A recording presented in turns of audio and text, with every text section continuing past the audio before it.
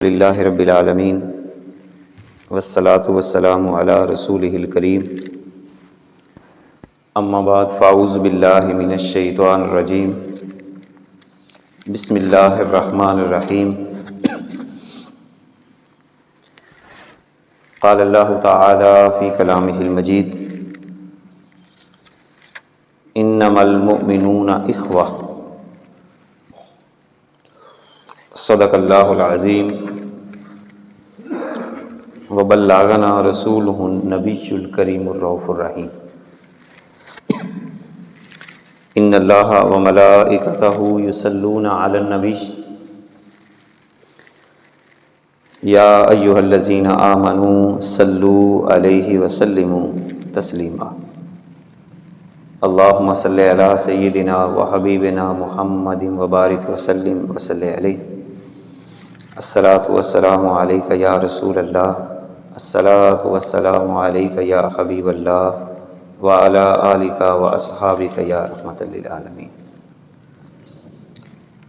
عزیزان محترم،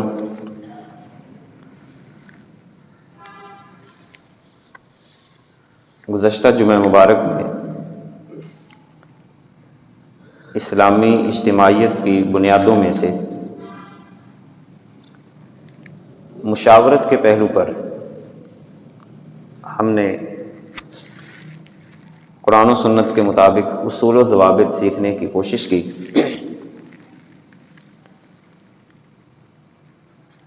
اسلامی اجتماعیت کے قیام کے حوالے سے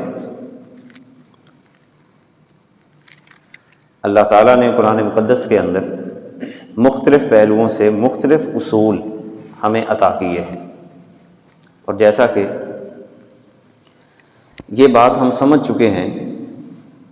کہ اسلام کے اجتماعی نظام کے بغیر ایک شخص کا اپنے ایمان کو بچانا بھی خطرے میں چلا جاتا ہے۔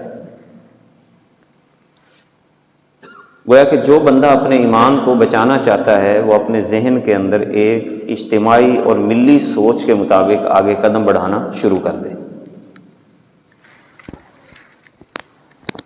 حضرت شاہ ولی اللہ رحمۃ اللہ تعالی علیہ، آپ نے سیدنا موسیٰ علیہ السلام کے حوالے سے ایک جملہ تحریر فرمایا ہے، ساسا سیاستاً حسنتاً، کہ موسیٰ علیہ السلام نے بنی اسرائیل کی اچھی تربیت کی۔ تو سیاست کا ایک معنی شریعت اسلامیہ میں کسی بھی شخص کا مختلف افراد کی تربیت کرنے کے بھی معنی میں آتا ہے۔ گویا کہ سیاست کا جو بنیادی مطلب ہے وہ ہے تربیت کرنا، اور اسی تربیت کے نتیجے میں سیدنا موسیٰ علیہ السلام نے بنی اسرائیل کو آپس میں متحد کیا۔ بعد میں اگرچہ انہوں نے خود انحراف کیا مختلف پہلوؤں کے حوالے سے، مگر سیدنا موسیٰ علیہ السلام نے ان پر اتنی محنت کی کہ وہاں پر ان تمام افراد کو ایک پلیٹ فارم کے اوپر جمع کر لیا، اور شہر منف سے جب ہجرت کرنے لگے تو تمام کے تمام بنی اسرائیل اس کے اندر شامل تھے، الا ماشاءاللہ جو الگ تھے وہ الگ تھے، جیسے قارون الگ ہو گیا تھا تو وہ بھی بنی اسرائیل میں سے مگر فرعون کے ساتھیوں میں سے ہو گیا۔ اب ان اصولوں میں سے ایک عام اصول جس پر آج ہم بات کرنے جا رہے ہیں، قرآن مقدس کی آیت اور نبی کریم صلی اللہ علیہ وبارک وسلم کے فرامین کی روشنی میں، کہ مسلمانوں کے باہمی تعلق کی بنیادیں کیا ہیں۔ کیونکہ جب باہمی تعلقات مضبوط ہوں گے تو اس وقت مسلمان اجتماعی صورتحال اختیار کر سکتے ہیں۔ کوئی نہ کوئی ایسا نظریہ تو ہونا چاہیے کہ جس پر سارے کے سارے مسلمان ایک چھتری کے نیچے متحد ہو کر اپنی ریاست، اپنی ملت، اپنے معاملات کو آگے لے کر چلیں۔ اور یہ اس وقت تک ممکن نہیں ہے کہ جب تک میں اور آپ اپنی اپنی سطح پر اس کی باقاعدہ طور پر منظم کوشش نہیں کرتے۔ اپنے اپنے علاقوں میں، اپنے گھروں میں، اپنے خاندانوں میں اس موضوع کو جب تک زیر بحث نہیں لایا جائے گا اور اس کے اوپر قرآن و سنت کی روشنی میں ہدایت حاصل نہیں کی جائے گی، ہر بندہ شتر بے مہار کی طرح پھرتا چلا جائے گا۔ اس کو یوں کہا جا سکتا ہے کہ ہم بحیثیت مسلمان انسانوں کا ایسا ریوڑ بن چکے ہیں کہ جس کی نہ کوئی سمت ہے اور نہ کوئی رکھوالا ہے۔ اگر آپ عالمی تناظر میں مسلمانوں کی صورتحال کا جائزہ لیں، عالمی صورتحال سے نیچے چلے آئیں، ایک اکائی کو اگر سمجھا جائے تو ہم ایک دیہات کی شکل میں دیکھیں، یا اس سے بھی نیچے آئیں تو ایک خاندان کی شکل میں دیکھیں، ہمیں کسی بھی جگہ پہ ایک اجتماعی چھتری کا ماحول نظر نہیں آتا۔ ہر بندہ شتر بے مہار، کسی کا منہ کدھر ہے، کسی کا کدھر ہے۔ جیسا کہ میں نے گزشتہ جمعے کے اندر ایک روایت عرض کی تھی کہ نبی کریم صلی اللہ علیہ وسلم نے جب ایسے افراد کو دیکھا کہ وہ مختلف ٹولیاں بنا کے بیٹھے ہوئے تھے تو حضور علیہ الصلوۃ والسلام نے ارشاد فرمایا کہ تمہارا مختلف انداز میں یہ ٹولیاں بنانا اور الگ الگ بیٹھ جانا یہ شیطان کی طرف سے ہے، لہذا اکٹھے آپس میں بیٹھا کرو، ٹولیاں نہ بنایا کرو۔ اب اللہ تعالیٰ نے قرآن مقدس کے اندر مسلمانوں کے باہمی اتفاق کے حوالہ سے سورہ الحجرات کے اندر جو اصول ہمیں عطا فرمایا ہے، انما المؤمنون اخوہ، مسلمان آپس میں صرف بھائی ہوتے ہیں۔ اخوت کا انداز اللہ تعالیٰ نے قرآن مقدس کے اندر بیان کیا ہے کہ آپس میں، اور اخوہ کہتے ہیں سگے بھائی کو، اخن عربی زبان کے اندر جو سگا بھائی ہوتا ہے اس کو کہا جاتا ہے۔ اب اس اصول کے تحت ہم یہ بات سمجھ سکتے ہیں کہ تمام کے تمام مسلمان، امیر ہو غریب ہو، چھوٹا ہو بڑا ہو، کسی خطے سے تعلق رکھتا ہو، کسی بھی علاقے سے تعلق رکھتا ہو، کسی بھی قوم سے تعلق رکھتا ہو، کلمہ پڑھا ہو اس نے، بس جو جو کلمہ طیبہ پڑھتا چلا جائے گا وہ ہر دوسرے کلمہ پڑھنے والے کا بھائی بنتا چلا جائے گا۔ یعنی کلمے کے تقاضوں میں سے ایک تقاضا پھر یہ بھی ہوا کہ جو شخص کلمہ پڑھتا ہے، جیسے کلمے کے اور بہت سارے تقاضے ہیں کہ کلمہ پڑھنے کے ساتھ ساتھ یہ بات ذہن میں اس کو رکھنا ہوگی کہ اب مجھے اللہ کے علاوہ کسی اور کے نظام کو قبول نہیں کرنا۔ کلمہ پڑھنے کا ایک معنی پھر یہ بھی ہوا کہ میں نے اللہ کے علاوہ کسی اور کے سامنے اپنے سر کو نہیں جھکانا۔ کلمہ پڑھنے کا جو تقاضا یہ بھی ہے کہ جب میں نے کلمہ پڑھا تو اس بات کو ذہن میں راسخ کر لیا کہ میں نے اپنے رازق اور اپنے مالک کو متعین کر لیا ہے کہ وہ میرا صرف اللہ ہی ہے۔ بالکل اسی طرح جب ایک انسان کلمہ پڑھتا ہے لا الہ الا اللہ محمد رسول اللہ، ہم ہر نماز کے بعد پڑھتے ہیں، عموماً فجر کی نماز کے بعد تو مساجد میں باقاعدہ ذکر بالجہر بھی کیا جاتا ہے، کلمہ پڑھتے ہیں، مگر اس کا تقاضا کیا ہے کہ جیسے ہی میں کلمہ پڑھوں تو میرے ذہن میں یہ بات ٹھیک ٹھاک طور پہ واضح ہونی چاہیے کہ جو میں کلمہ پڑھ رہا ہوں تو جو میرے ساتھ بھی کلمہ پڑھ رہا ہے میں اس کا بھائی ہوں، کیونکہ رسول اللہ صلی اللہ علیہ وسلم نے بھی یہی بات فرمائی، المسلم اخو المسلم، مسلمان مسلمان کا بھائی ہے۔ اور یہ بات باقاعدہ طور پر غیر شعوری طور پر نہیں کہ ٹھیک ہے مسلمان مسلمان کا بھائی ہوتا ہے، میں آپ کو دیکھوں، آپ مجھے دیکھیں، آپ کسی کو دیکھیں جس نے کلمہ پڑھا ہے تو دیکھتے ہی دماغ کے اندر، ذہن کے اندر فوراً یہ بات آئے کہ محمد عربی صلی اللہ علیہ وسلم نے اسے میرا بھائی بنایا ہوا ہے، یہ میرا بھائی ہے، رنگ کا جیسا بھی ہو، دولت اس کے پاس ہو یا نہ ہو، کتنا کماتا ہے کتنا نہیں کماتا، یہ بات بھی اس روایت کی روشنی میں ختم ہو گئی، بس مسلمان مسلمان کا بھائی ہے۔ اب اس سلسلہ کے اندر ایک بڑی اہم روایت، متفق علیہ روایات میں سے چند روایات آپ کے سامنے عرض کرتا ہوں۔ حضرت ابو موسیٰ اشعری رضی اللہ تعالی عنہ، آپ سے روایت ہے، نبی کریم صلی اللہ علیہ وبارک وسلم نے ارشاد فرمایا،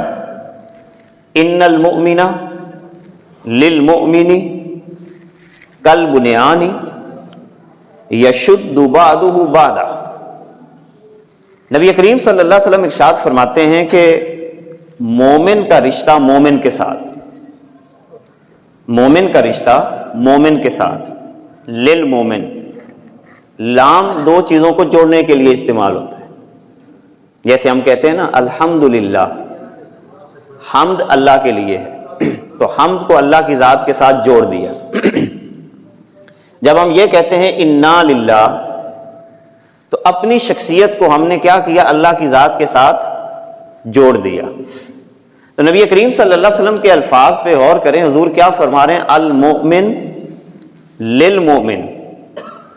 مومن کا مومن کے ساتھ رشتہ، تعلق، جوڑ، اس کی مثال کیا ہے؟ کل بنیان، جیسا کہ عمارت کی ہوتی ہے۔ اور حضور علیہ الصلوۃ والسلام نے یہاں پہ ارشاد فرمایا کہ عمارت کے حوالے سے اصول کیا ہے؟ یشد بعضہ بعضا، عمارت کا ایک حصہ عمارت کے دوسرے حصے کو آپس میں مضبوط کرتا ہے۔ بات تو چھوٹی سی ہے، ایک سادہ سی مثال دی ہے رسول اللہ صلی اللہ علیہ وسلم نے کہ مومن کے ساتھ جو تعلق ہے یا رشتہ ہے وہ عمارت کی طرح ہے۔ اب سوال یہ پیدا ہوتا ہے کہ حضور علیہ الصلوۃ والسلام کا کوئی استعارہ استعمال کرنا، کنایہ استعمال کرنا، تمثیل استعمال کرنا، کسی چیز کو کسی کے ساتھ مثال دے کر بات کرنا، اس کی کوئی وجہ تو ہو سکتی ہے۔ تو حضور علیہ الصلوۃ والسلام نے ایک کلمہ پڑھنے والے کو دوسرے کلمہ پڑھنے والے کے ساتھ جو جوڑا ہے، اس کی مثال عمارت کی کیوں دی ہے؟ جیسے ایک دیوار قائم کر دی جائے، وہ مضبوط نہیں رہ سکتی، پھر اس کے ساتھ دوسری دیوار بنا دی جاتی ہے، پھر تیسری دیوار بنا دی جاتی ہے، پھر چوتھی دیوار بنا دی جاتی ہے۔ اب یہ گویا کہ چار دیواریں انہوں نے اپنے آپ کو ایک دوسرے کے ساتھ مضبوط کیا۔ ایک کے اوپر ہوا چلتی ہے تو دوسرا اس کو کور کر لیتی ہے، دوسرے پہ چلتی ہے تو تیسری اس کو کور کرتی ہے۔ تو اس طریقے سے باہمی ربط کے ساتھ، باہمی تعلق کے ساتھ یہ دیواریں آپس میں ایک دوسرے کے ساتھ جڑی ہوئی ہیں، مگر ابھی بھی کام مکمل نہیں ہوا جب تک کہ ان چار دیواروں کے اوپر ایک چھت کھڑی نہ کر دی جائے، چھت قائم کر نہ دی جائے۔ اب یہ چھت کیا کرتی ہے؟ پہلے تو یہ تھا کہ ایک دیوار اس دیوار کے ساتھ جڑی ہوئی ہے تو چلو اس کا آپس میں تعلق ہے یا اس کا ہے، تو جو سامنے والی دیوار تھی وہ تھوڑا سا دور تھی ادھر والی دیوار سے، تو حضور علیہ الصلوۃ والسلام نے مثال دی بڑی پیاری کہ عمارت کی طرح ہے کہ اب یہ جو چھت ہے یہ ان چاروں دیواروں کا آپس میں ایک رشتہ قائم کر دیتی ہے۔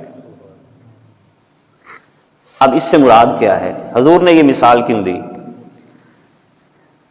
اس سے مثال کا مقصد یہ ہے کہ مسلمان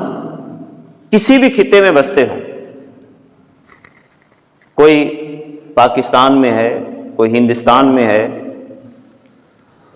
کوئی مصر میں ہے، کوئی شام میں ہے، کوئی فلسطین میں ہے، کوئی عرب میں ہے، تو یہ مختلف دیواریں ہیں۔ سب سے پہلا کام تو یہ ضروری ہوا کہ ان تمام دیواروں کا آپس میں لنک ہونا چاہیے۔ جب تک یہ تمام دیواریں آپس میں ملتی نہیں ہیں یہ مضبوط نہیں رہ سکتی۔ دوسری بات، چھت کی اوپر اگر ہم پہلو کو دیکھیں تو یہ چھت کیا ہے؟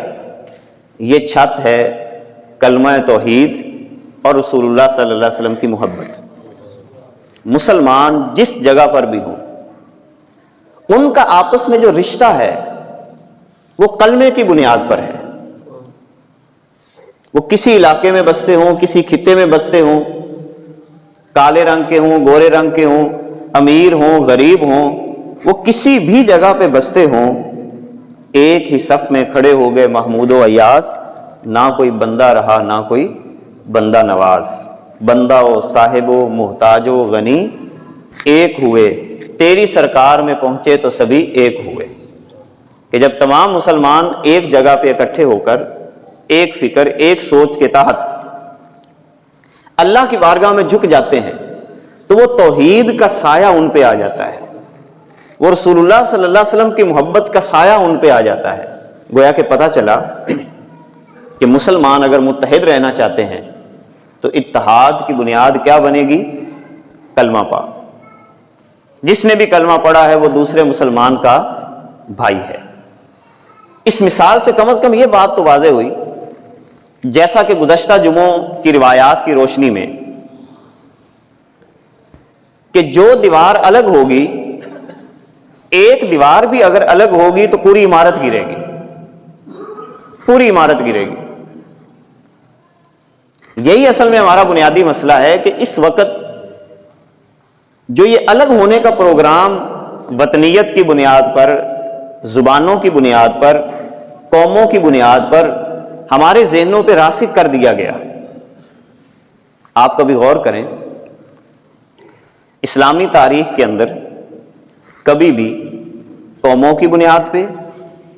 زبانوں کی بنیاد پر دن نہیں منائے گئے، یعنی اس بنیاد پر کبھی دن نہیں منائے گئے، یا علاقوں کی بنیاد پہ کبھی دن نہیں منائے گئے۔ مگر آپ دیکھتے ہیں کہ اس وقت جو ایک غیروں نے ہم پہ حملہ کیا، وہ حملہ جو اوس اور خزرج پہ کسی وقت کے اندر ہوا تھا، کہ جب اوس اور خزرج آپس میں متحد ہو گئے، جب متحد ہوئے تو پھر اس مقام پر رسالت مآب صلی اللہ علیہ وبارک وسلم نے ان کو ایک چھتری کے نیچے جمع کیا، اور وہ کلمہ کی بنیاد تھی۔ تو اس وقت یہودیوں نے اسی انداز کے ساتھ ان کے درمیان تفریق پیدا کرنے کی کوشش کی۔ آج کبھی لوک سجاگ کے نام پر پنجابی ڈے کو منایا جاتا ہے، بلوچ کلچر کے نام پہ بلوچ ڈے کو، یعنی کلچر فیسٹیول کے نام پر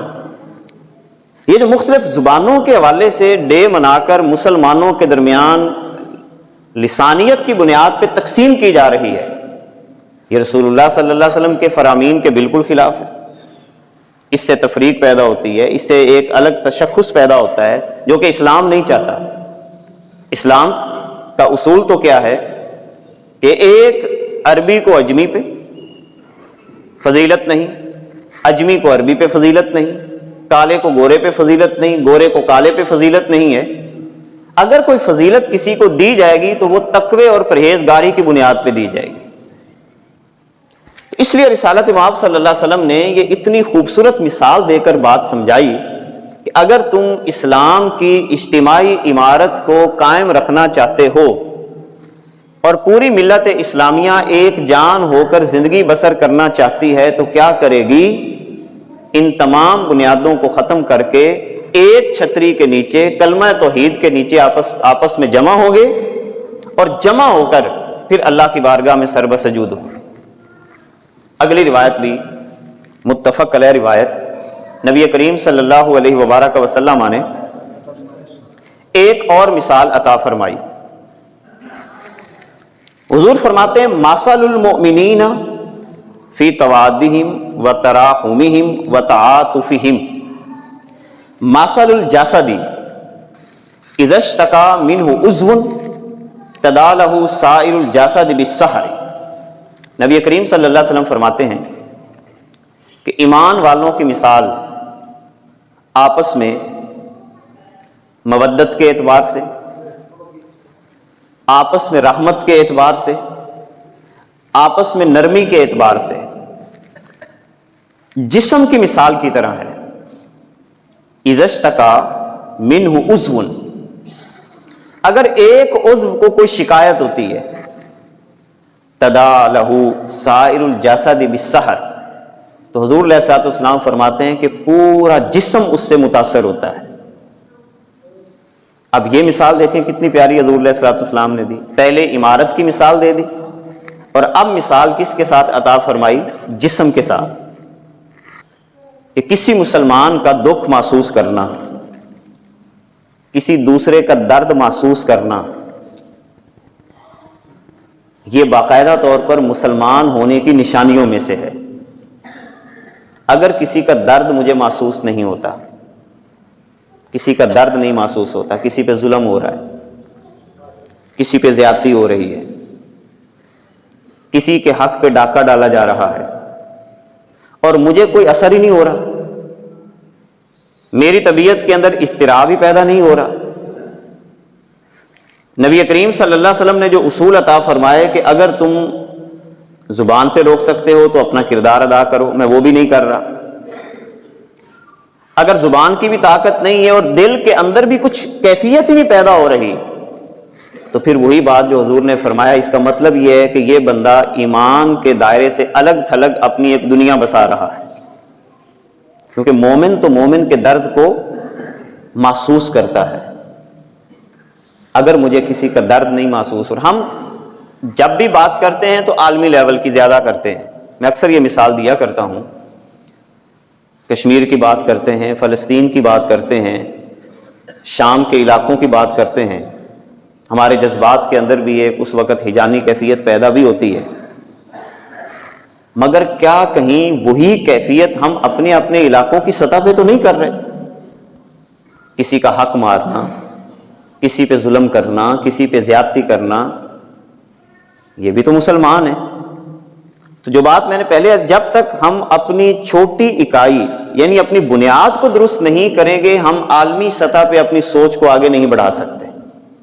یہ صرف محض پھر نعرے ہوتے ہیں۔ حضور نے تو مثال دی ہے جسم کی، اور بالکل اسی سے ملتی جلتی ایک اور مثال حضور علیہ الصلوۃ والسلام نے فرمایا، المسلمون کراجل واحد، تمام کے تمام مسلمان ایک انسان کی طرح ہیں، یعنی ایک فرد واحد کی طرح ہیں۔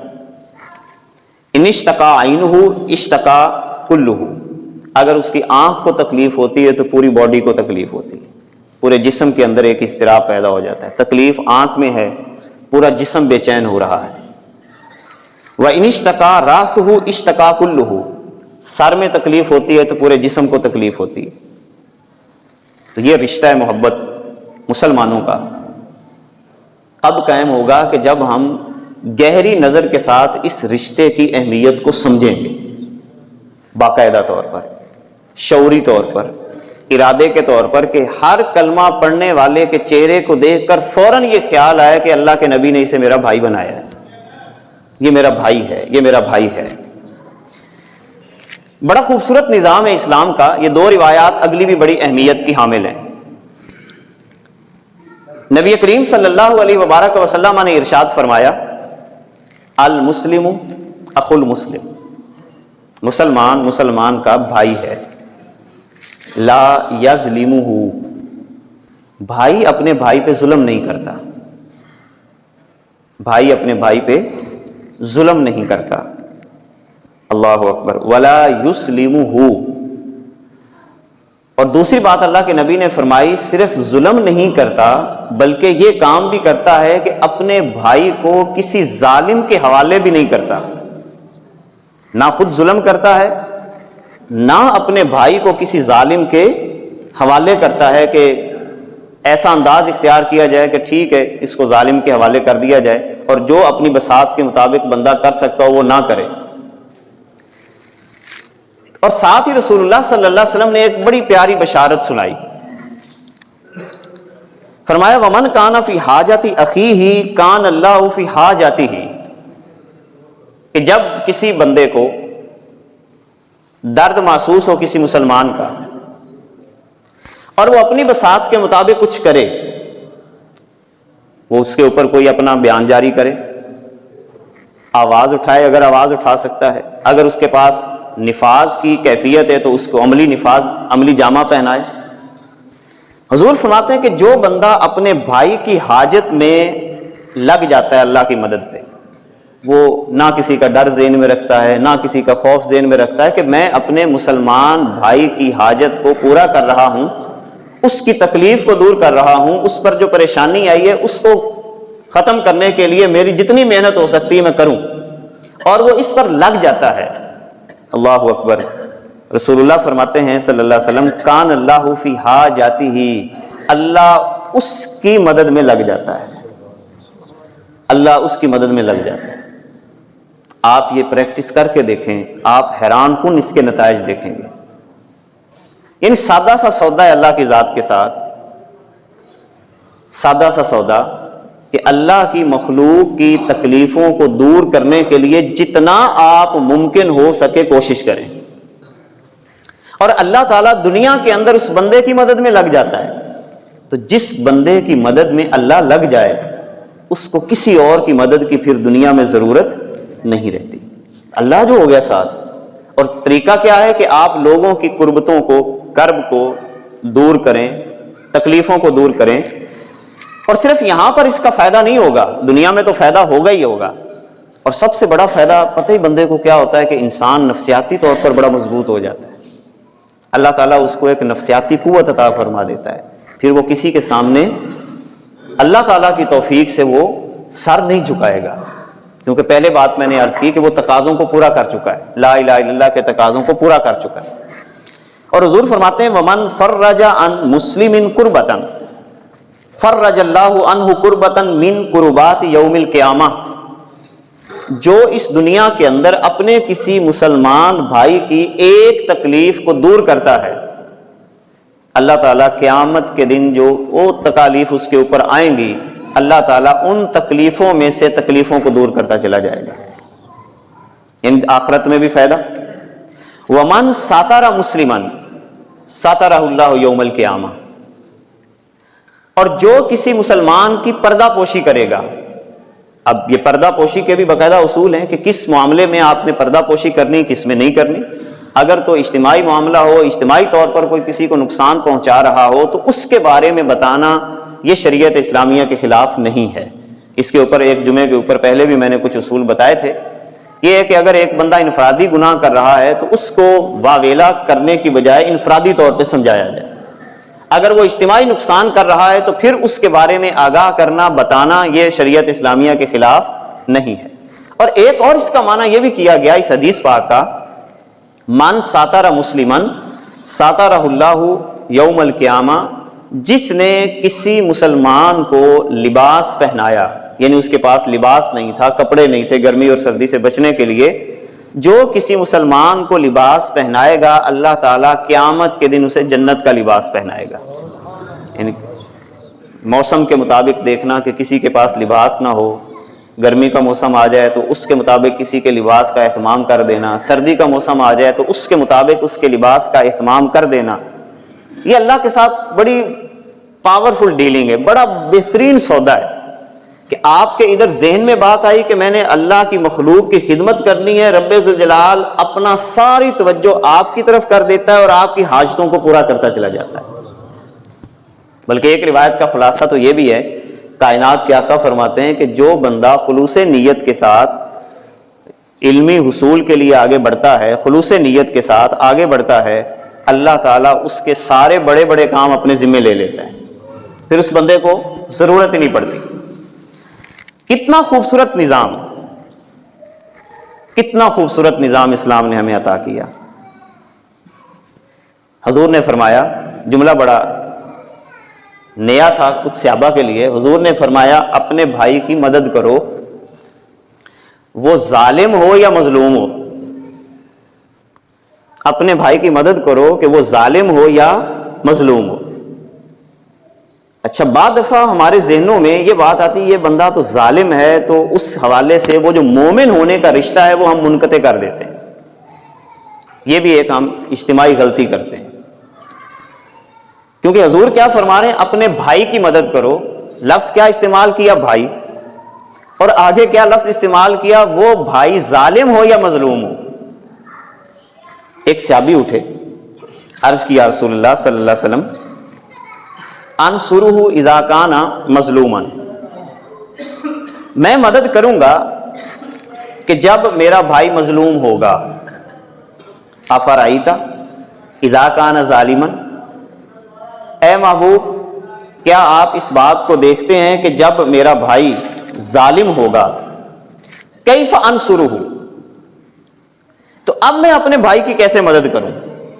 ایک ظالم ہے جو کسی پہ ظلم کر رہا ہے تو اس کی مدد کیسے کروں گا؟ کائنات کے آقا صلی اللہ علیہ وسلم نے فرمایا تحجزہ او تمنعہ من الظلم فإن ذلک نصرہ، جو وہ ظلم کر رہا ہے تو تجھے اس پہ بھی درد ہونی چاہیے کہ یہ بندہ جو میرا بھائی ہے یہ ظلم کر رہا ہے، کہیں اس ظلم کی وجہ سے جہنم کا ایندھن نہ بن جائے، کہیں اس ظلم کی وجہ سے یہ رائے راست پہ جو ہٹ رہا ہے۔ اب اس کی مدد کیا ہے؟ کائنات کے آقا فرماتے ہیں کہ اپنے اس ظالم بھائی کو ظلم سے روکنا،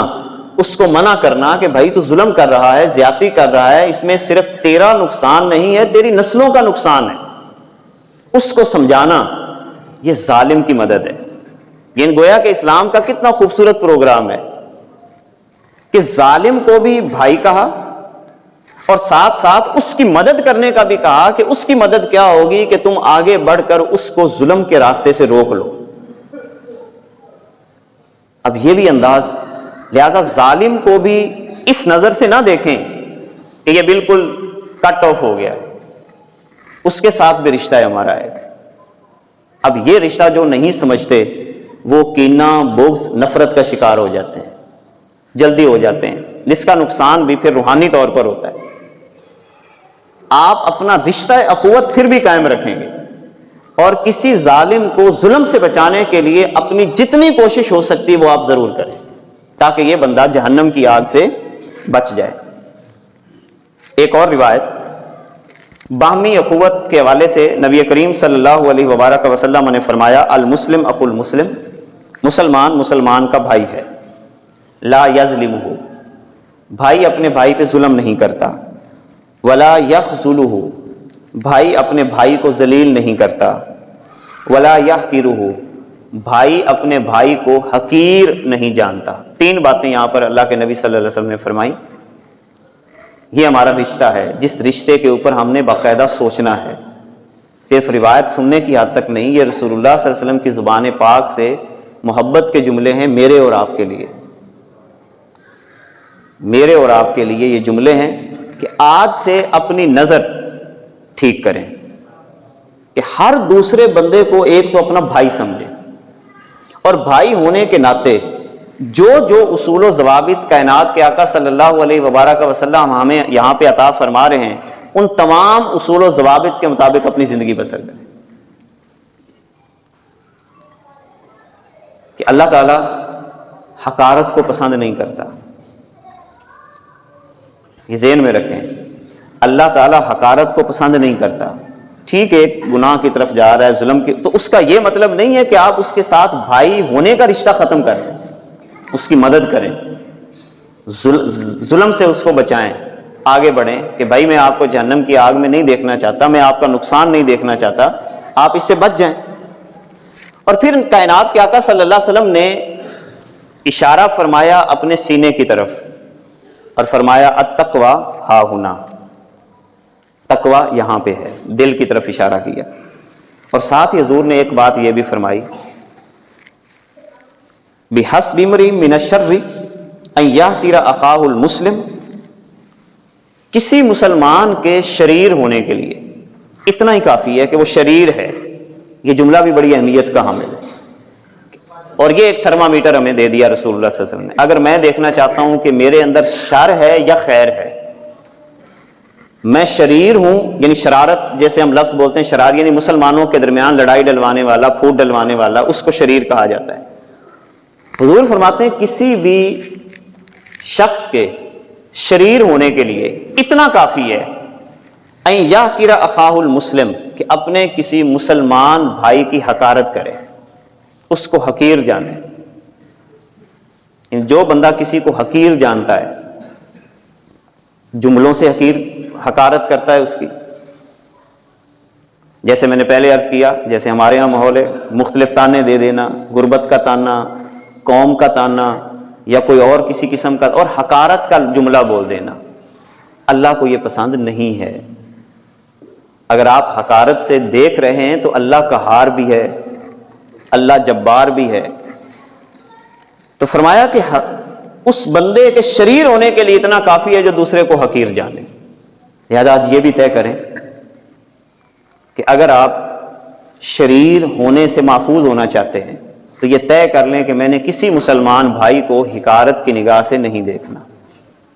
یہ طے کر، محبت کی نگاہ سے دیکھنا ہے، جیسا بھی ہو کوئی بھی ہو، یعنی رشتے کو قائم رکھنا ہے۔ اور پھر اللہ کے نبی صلی اللہ علیہ وسلم نے فرمایا ہر مسلمان کی دوسرے مسلمان پر حرام ہے، کیا کیا چیزیں حرام ہیں؟ دمہ، اس کا خون حرام ہے، ومالہ، اس کا مال حرام ہے، یہ ناجائز طریقے سے مال لینا، وعرضہ، اور اس کی عزت سے کھیلنا، یہ حرام ہے۔ یہ تین چیزیں رسول اللہ صلی اللہ علیہ وسلم نے ہمارے لیے حرام قرار دی ہیں۔ جیسے ہم سور نہیں کھاتے، حرام ہے، یعنی ہم میں سے کوئی بندہ الحمدللہ سور نہیں کھاتا کیونکہ ہم سمجھتے ہیں کہ یہ حرام ہے، کتا نہیں کھاتا کیونکہ ہم سمجھتے ہیں کہ یہ حرام ہے، بلی کے ساتھ اگرچہ انسیت ہو جاتی ہے مگر کوئی بندہ بلی بھی نہیں کھاتا کہ حرام ہے۔ بالکل اسی طرح جس طرح سور حرام ہے، جس طرح باقی چیزیں حرام ہیں، اسی طرح کسی مسلمان کا خون بھی حرام ہے، کسی مسلمان کا مال ناجائز طریقے سے لینا بھی حرام ہے، اور اس کی عزت کے ساتھ کھیلنا بھی حرام ہے۔ اب یہ چھتری جس کی بات میں نے اپنی گفتگو کے آغاز میں کی تھی کہ بنیاد کی چھتری وہ کیا ہے؟ اللہ تعالیٰ سورہ آل عمران کے اندر ارشاد فرماتا ہے وَاذْكُرُوا نعمت اللہ علیکم، اللہ کی اس نعمت کو یاد کرو، اذ کنتم اعداء، کہ جب تم آپس میں دشمن تھے، آپس میں دشمن تھے، تمہاری دشمنیاں تھیں۔ یہ مدینہ والوں کو بات کی جا رہی، اہل مدینہ میں جو قبائل تھے اوس خزرج وغیرہ، یہ ان کو بات کی جا رہی ہے کہ اس نعمت کو یاد کرو، اللہ تعالیٰ کی اس نعمت کو یاد کرو کہ جو تم پہ اللہ نے کی، کہ جب تم آپس میں دشمن تھے، فَأَلَّفَ بَيْنَ قُلُوبِكُمْ، پھر اللہ تعالیٰ نے تمہارے دلوں میں الفت پیدا کر دی، فَأَصْبَحْتُمْ بِنِعْمَتِهِ إِخْوَانًا، اور تم پھر اللہ کی نعمت کے صدقے آپس میں بھائی بھائی بن گئے۔ اب وہ نعمت کیا ہے؟ جب تک اس نعمت کی قدر نہیں کی جائے گی ہم آپس میں بھائی بھائی نہیں بن سکتے۔ اور وہ نعمت اللہ کی کتاب، وہ نعمت رسول اللہ صلی اللہ علیہ وسلم کی محبت، وہ نعمت کائنات کے آقا صلی اللہ علیہ وسلم کی زندگی کو پڑھ کر اس کے مطابق اپنی زندگی کو ڈھالنا، یہ وہ نعمتیں ہیں کہ جس کی بدولت آج بھی ہماری دشمنیاں آرام سے ختم ہو سکتی ہیں۔ مگر ہم بھی معاشرتی سطح پر جو المیہ یہ ہے کہ شریر لوگوں کی قدر کرتے ہیں اور جوڑنے والوں کی قدر نہیں کرتے۔ کسی نے بڑا خوبصورت جملہ لکھا اس کے اوپر بھی، وہ لوگ ہم نے ایک شوخی میں کھو دیے، شوخے بن جاتے ہیں نا، چل چل تو کون ہونا بڑا، سانو لڑائیاں لڑ لین، وہ لوگ ہم نے ایک ہی شوخی میں کھو دیے، ڈھونڈا تھا آسمان جنہیں خاک چھان کر۔ ہم نے ان لوگوں کو کھو دیا جو جوڑنے کی بات کرتے ہیں، جو محبت کی بولی بولتے ہیں۔ ہم ان کو سادہ لفظوں میں کھڈے لین لگانے کی کوشش کرتے ہیں کہ ہمارا ہی لڑائیاں جھگڑے چلتے رہیں، مگر یہ انداز ہم اختیار نہیں کرتے۔ اب دیکھیں مسلمانوں کی جو اجتماعی حالت دیکھیں کہ ایک صفر کے برابر بھی نہیں ہے۔ ہماری حالت زار یہ ہے، بچیوں کے دوپٹے جسے کوئی بھی نوچ لے کوئی پرواہ نہیں، رشتوں سے کھیلا جا رہا ہے۔ میں عالمی سطح کی بات نہیں کر رہا، میں آپ اور میں اپنی انفرادی اور اپنی علاقائی سطح پر چیزوں کو ملاحظہ کریں کہ کسی کی عزت کے ساتھ کوئی کیسے کھیلے، نوچ لے۔ ہماری طبیعت میں کوئی جوں بھی نہیں رینگتی، بات ہی نہیں کرتے، کم از کم بات تو کر سکتے ہیں۔ اور یہ بات ذہن میں رکھیں کہ اگر کوئی معاملہ انفرادی کی بجائے لوگوں کے سامنے آ جائے تو وہ پھر انفرادی معاملہ نہیں رہتا، شریعت اسلامیہ اس کو اجتماعی معاملہ بناتی، وہ پھر سب کا مشترکہ مسئلہ ہے کہ جس کی وجہ سے برائی پھیل رہی ہو، فتنہ پھیل رہا ہو، وہ پھر کسی شخص کا انفرادی مسئلہ نہیں رہتا، وہ اجتماعی مسئلہ ہوتا ہے، اور ہر بندہ اپنی قوت اور طاقت کے مطابق اس مسئلے کے حل کے لیے اپنی کوشش کرے۔ کیوں؟ فرد قائم ربط ملت سے ہے، تنہا کچھ نہیں، موج ہے دریا میں بیرون دریا کچھ نہیں۔ اب ایک اور جو ہماری اخوت کا سب سے بڑا مسئلہ، قرآن تو یہ کہتا ہے وَيُؤْثِرُونَ عَلَىٰ أَنفُسِهِمْ وَلَوْ كَانَ بِهِمْ خَصَاصَةٌ، کہ اگرچہ ان کو ضرورت بھی ہو تو وہ کیا کرتے ہیں؟ ایثار کرتے ہیں۔ ہم شکوہ کرتے ہیں کہ ہم پہ فلاں تہذیبوں کا حملہ ہو گیا، فلاں تہذیبوں کا حملہ ہو گیا۔ جب ریٹ بڑھنے کا اعلان ہو تو چیزوں کو سٹاک کون کرتا ہے؟ کون کرتا ہے؟ کیا جو بیچارہ عموماً جب پیٹرول کے اوپر ہمارا سب سے زیادہ یہ یا اور کسی چیز کے اوپر، ایک بیچارے کا پیٹرول ختم ہو گیا، اس کو درد نہیں ہے، اور ایک پیٹرول والے کے پاس پیٹرول ہے بھی اور وہ نہیں دے رہا، کیا اس کو اس مسلمان کا درد محسوس نہیں ہو رہا؟ کیا اس نے عقیدہ اپنے پیسے کو بنایا ہے یا رسول اللہ صلی اللہ علیہ وسلم کے رشتہ اخوت کو اس نے ترجیح دی ہے؟ اس کو تو چاہیے تھا کہ ایک بندہ مجبور آیا جو پڑا ہوا ہے، وہ کسی مجبور کو ویسے دینے کی کوشش کرتا اگر اللہ نے بساط دی ہے۔ یہ تو 5 روپے 10 روپے 20 روپے کی خاطر لوگ قطاروں میں کھڑے ہیں، لائنیں لگی ہیں، آٹے کی لائنیں لگی ہیں، یہ سارے معاملات ہیں، یہ سارے کس بنیاد پر ہیں کہ ہمارا رشتہ اخوت ختم ہو گیا ہے۔ ہم دوسرے کا درد محسوس نہیں کرتے، ہم کہتے ہیں ٹھیک ہے لائنیں لگتی تو لگتی رہیں، میری جیب میں 100-200 زیادہ آ جائے۔ قرآن یہ کہتا ہے وَيُوسِرُونَ عَلَىٰ أَنفُسِهِمْ وَلَوْ كَانَ بِهِمْ، ذمہ دار بھی اسی طرح رل رہا ہے، کھاد اس کو ٹائم پہ نہیں ملتی، اگر تو وہ زمین کی کاشت کیسے کرے؟ کھاد کے سٹاکسٹ وہ کھاد کو سٹاک کر رہے ہیں، دوسرے اس کو سٹاک کر رہے ہیں، تو وہ جو رشتہ اخوت تو ختم ہو گیا، جبکہ برکت پھر بھی نہیں پڑ رہی، کیونکہ اللہ کے نبی نے صلی اللہ علیہ وسلم نے فرمایا، اب دیکھیں جو بندہ یہ نیت کر لے کہ جناب جن حالات میں مسلمانوں پر مشکل آئے گی تو میرے اندر جتنی بساط ہوگی میں اس مشکل کو حل کروں گا، تو رسول اللہ نے کیا فرمایا صلی اللہ علیہ وسلم نے کہ اللہ اس کی مدد میں لگ جاتا ہے۔ تو ڈیلنگ اللہ سے کر لیا کریں اس وقت یار۔ مگر علامہ اقبال نے کہا تھا وہ فاقہ کش کہ موت سے ڈرتا نہیں ذرا، یعنی فاقہ کش بھی ہو تو اسے کوئی ڈر نہیں لگتا، وہ فاقہ کش کہ موت سے ڈرتا نہیں ذرا، روح محمد اس کے بدن سے نکال دو۔ جب حضور کی محبت نکلے گی اس کو کوئی اثر نہیں ہوگا کہ اس کے ساتھ کیا ہو رہا ہے، اس کو کوئی درد نہیں ہوگا۔ جس امت کی خاطر رسول اللہ روتے رہے، یہ تکلیف پہنچا کے ہنستا ہے، یہ درد دے کر ہنستا ہے، یہ درد دے کر اپنی تجوریاں بھرتا ہے، اس کے اوپر واہ واہ کرتا ہے اور خوش ہوتا ہے۔ کہ روح محمد کہاں گئی؟ وہ درد کہاں گیا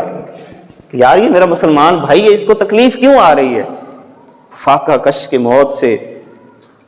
ڈرتا نہیں ذرا، روح محمد اس کے بدن سے نکال دو، فکر عرب کو دے کے فرنگی تخیلات، کہ بس چوسنا ہے لوگوں کو، سرمایہ دارانہ نظام، سارے نظام، فکر عرب کو دے کے فرنگی تخیلات، اسلام کو حجاز و یمن سے نکال دو، افغانیوں کی غیرت دین کا ہے یہ علاج۔ یعنی اگر افغانیوں کا بڑا حوالہ دیا ہے علامہ اقبال نے کہ وہ غیرت والے ہیں، تو کہتے ہیں اگر ان کی بھی غیرت ختم کرنا چاہتے ہو تو اس کا بھی ایک طریقہ ہے یہ کہ ملا کو ان کے کوہ دمن سے نکال دو، کہ جو ان کو موٹیویٹ کرتا ہے کہ اسلام کا حسن یہ ہے، ملا کو نکال دو گے تو یہ ان انسانوں کے ریوڑ کی طرح ہو جائیں گے، انسانوں کا وہ ریوڑ کہ جن کا نہ کوئی رکھوالا ہے اور نہ ان کی کوئی سمت ہے، ہر بندہ اپنی مرضی اپنے انداز کے ساتھ آگے بڑھتا چلا جا رہا ہے۔ خدارا عالمی سطح کے معاملات بعد کے ہیں، وہ کہتے ہیں پنجابی میں کہتے ہیں پہلے اپنے گھر آدھے گھر جھاڑو پھیر، میں کیا کرتا ہوں، میرا دوسرے مسلمان کے ساتھ رویہ کیا ہے؟ اگر شام کی اوپر بمباری کی جا رہی تو میں تو کہیں بیٹھا ہوا اپنے کسی پڑوسی پہ بمباری تو نہیں کر رہا، میں کسی کا حق تو نہیں مار رہا۔ اگر فلسطین کے اندر اسرائیل یہودی وہ مسلمانوں کو گھروں سے نکال رہے ہیں تو کیا یہ کام میں تو نہیں کر رہا؟ اگر وہ کسی کے منہ سے نوالا کھینچ رہے ہیں تو کیا یہ کام میں تو نہیں کر رہا؟ جب تک ہر بندہ اپنے آپ کو درد کے ساتھ درد لے کر، امت کا درد لے کر، بڑا ہو یا چھوٹا ہو، نوجوان ہو، جب تک یہ درد پیدا نہیں ہوگا تو علاج کیسے ہوگا؟ اور یہ درد کب پیدا ہوگا؟ جب روح کا تعلق حضور کے ساتھ ہو جائے گا، جب اس دل کا تعلق مدینہ منورہ سے ہو جائے گا، جب اس دل کا تعلق کلمہ توحید کے ساتھ ہو جائے گا، اس وقت یہ ساری باتیں ہمارے اندر بطور احساس پیدا بھی ہوں گی، اور ہم اس کے لیے بولیں گے بھی، ہم اس کے لیے اپنی سطح پہ عملی اقدامات بھی اٹھائیں گے۔ اللہ تعالی ہماری حاضری کو اپنی بارگاہ میں قبول فرمائے۔ وآخر